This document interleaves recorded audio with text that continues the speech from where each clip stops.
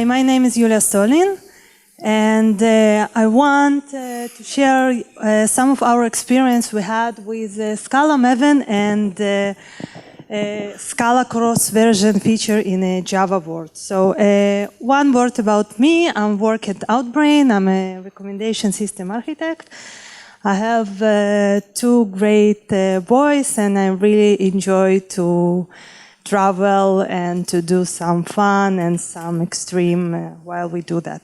And back to our theme, I want to start. So where do we start? We have, at Outbrain, we have a lot of microservices.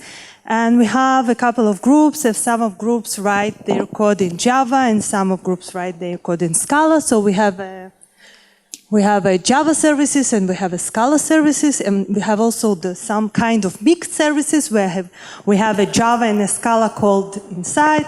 We also have a Kotlin, but it's not this talk. And in side of libraries, some common utilities, we also have some Java libraries and Scala libraries, and some Java can depend on Scala and Scala can depend on Java. So pretty much common word use case stuff. And our starting point was that, first of all, our build tool is Maven.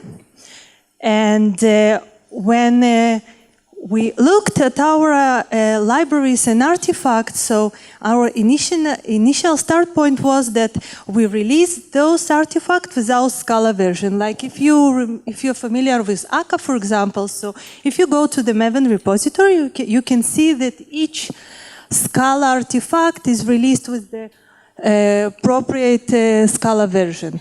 So while we didn't have that stuff, it's really make us complicated to make some gradual service upgrade. If I have 10 services that depend on some libraries and I want to upgrade the Scala version of that library, so it's difficult. Either I need to somehow upgrade all the 10 services, or some cases may cause compilation errors and runtime errors, and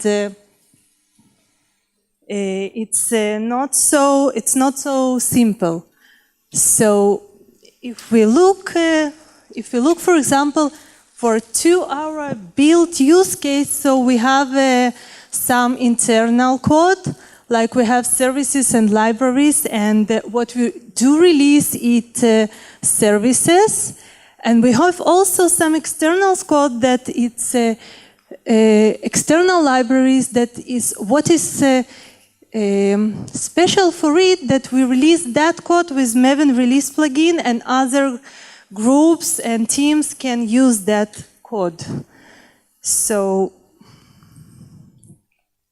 what we can do to build this artifact with different Scala version, the first Google things that I found, it's use the Maven profiles.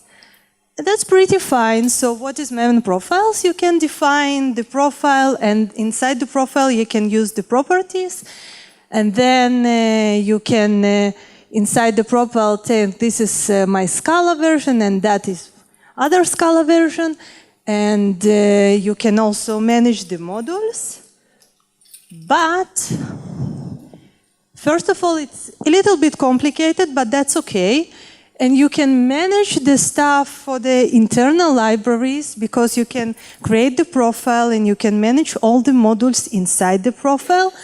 But the really pain was with the external libraries, where I define my profile and I want to build it with Scala release, with Maven release plugin. So how can I do that with the single version that I want to release, but to make it for the 2 artifacts? Because in the profile you build it once with profile 1 and the second time with the profile 2, and that is not exactly the same version. So it's not exactly fit to what we wanted to do. So, okay, so what do we want to do? Actually, we want to do it something really simple. Once we have the external libraries, we want to have ability to release the same library twice with the same version, built in with different Scala version. Pretty simple, yes? Okay. So, meet SMAC. SMAC is a concept. It's a concept that's based on two major Maven features. One of the major features is that I can override properties in the module, in the child model. And the second feature that I can point the source directory to some outside my module directory. Actually, the same thing we can achieve by creating a soft links. It's an optional, but it's pretty much the same. So if I'm just looking a little bit inside the Maven code, so I take in my original module and I'm changing it to the POM.